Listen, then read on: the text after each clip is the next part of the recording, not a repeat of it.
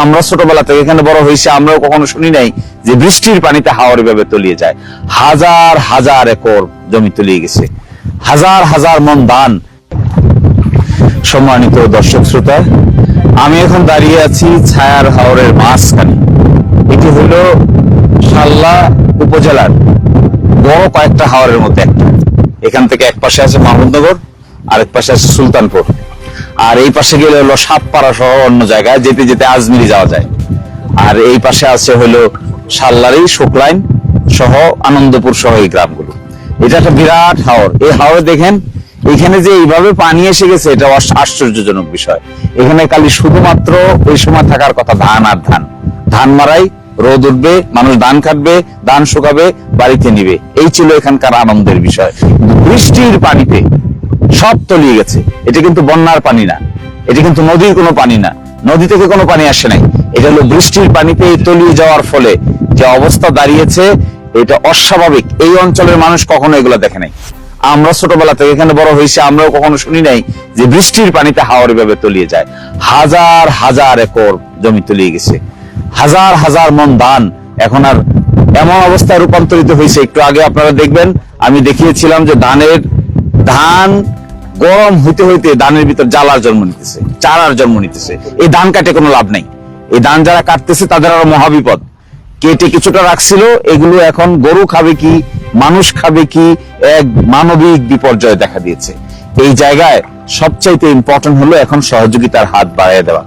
আরেকটা অভিযোগ এখানে করতেই হবে, এই পিআইসির অপরিকল্পিত বাঁধের কারণে এই দশা হয়েছে। পানি নিষ্কাশনের কোনো ব্যবস্থা নাই। পানি যে আসবে, বৃষ্টির পানি, পানি যাবে কোথায়? হাওর হয়ে গেছে উপরে, বিল নাই, বিলকে করে ফেলছে শুকাইয়া, পানি ধরার জায়গা নাই। আগে যেমন ছিল বড় বড় বিল ছিল, বৃষ্টির পানিকে বিলে জমা হতো, এটাও নাই। চতুর্দিকে দিচ্ছে বাঁধ, অপরিকল্পিত বাঁধ। এরপরে বৃষ্টি যখন হয়, ওই পানি আর নিষ্কাশনের কোনো ব্যবস্থা নাই। ওই পানি যাবে কোথায়? দেখেন এই পানি জমে হাজার হাজার একর জমি এই হালত দাঁড়িয়েছে। দেশের বাইরে যে যেখানে আছেন, যেভাবে যে অবস্থায় আছেন, এই সরকার তাড়াতাড়ি এনভায়রনমেন্ট অ্যাসেসমেন্ট করেন।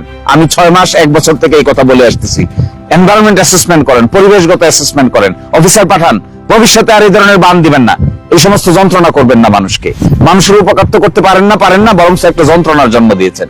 এমন এক যন্ত্রণা যেখানে মানুষ একমাত্র ফসল বুড়ো ধান, আর কোনো ফসলও নাই। এরপরে করবে কি? এটা নিয়ে যাওয়ার পরে নিজে খাবে কি, পরিবার রেখা হবে কি, গরু রেখা হবে কি, আর সন্তানাদিদের লালন পালন করবে কি করে?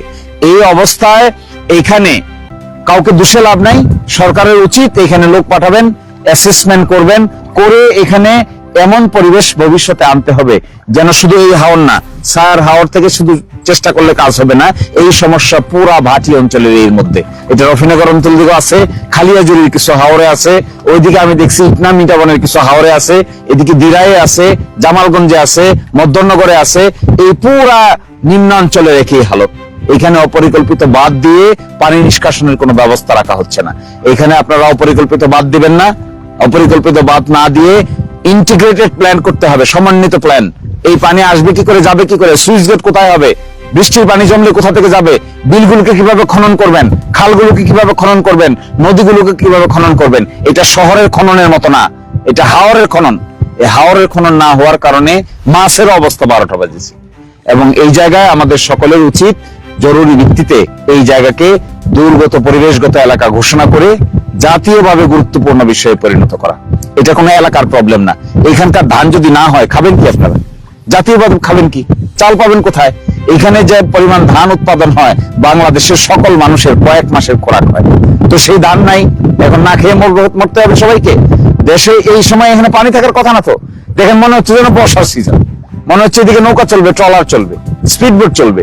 এই হালতে এখানে এসে যদি পারিবারিক পরিবেশগত অ্যাসেসমেন্ট করা না হয়, এবং ভবিষ্যতে এই হাওর, এই সুইচ গেট, পানি কিভাবে আসবে, পানি কিভাবে যাবে, বাঁধ কিভাবে দিবেন, কোন জায়গায় বাঁধ দেওয়া দরকার, কোন জায়গায় বাঁধ দেওয়া দরকার না, খনন করবেন কোন জায়গাগুলোকে, অপরিকল্পিত কিছু করবেন না। আপনাদের কে বলছে অপরিকল্পিত কাজ করার জন্য? চিন্তা নাই, ভাবনা নাই, মনে চলে একটা বাঁধ বানাই, চিন্তা নাই, ভাবনা নাই, মনে চলে মাটি ভরাট করে দিলাম। কান্দাগুলোকে কাটে শেষ করেন, গরু খাবে কি? এই জিনিস যদি ভালো করে বুঝে না আসে, তাহলে এই দিরাই, শাল্লা শুধু না, আশেপাশের যে গ্রাম থানাগুলো আছে, এখানে খালিয়াজুরির মানুষও এটাতে পড়বে, এখানে আজমিরিগঞ্জের মানুষও এটাতে পড়বে, এখানে জামালগঞ্জের মানুষ এটাতে পড়বে, মধ্যনগরের মানুষ এটাতে পড়বে। এই ইস্যুগুলোকে সামনে নিয়ে মানুষকে যদি বাঁচাইতে হয় সত্যিকার অর্থে, তাহলে এই সমস্ত ছেলে খেলা করলে কাজ হবে না। আর দুর্নীতি তো আছেই, বাদ একটা দিবেন 2 টাকার মাটি কাটে আর 5 টাকা আউট করে দেয়। এইগুলো থেকে মুক্তি না পাইলে এই অঞ্চলের মানুষের মুক্তি, একটা ফসল মারা গেলে আবার দাঁড়াইতে যে কি কষ্ট, আপনার বাড়ি এখানে না হলে বুঝতে পারবেন। এই জায়গাটাকে আপনারা দয়া করে একটু সুন্দর ব্যবস্থাপনার দিকে যাবেন, ভবিষ্যতে যেন এগুলো শুধুমাত্র প্রকৃতির উপর নির্ভরশীল করতে না হয়, আমরাও যেন কিছু অবদান রাখতে পারি। সকলেই ভালো থাকবেন, সুস্থ থাকবেন। আল্লাহ হাফিজ।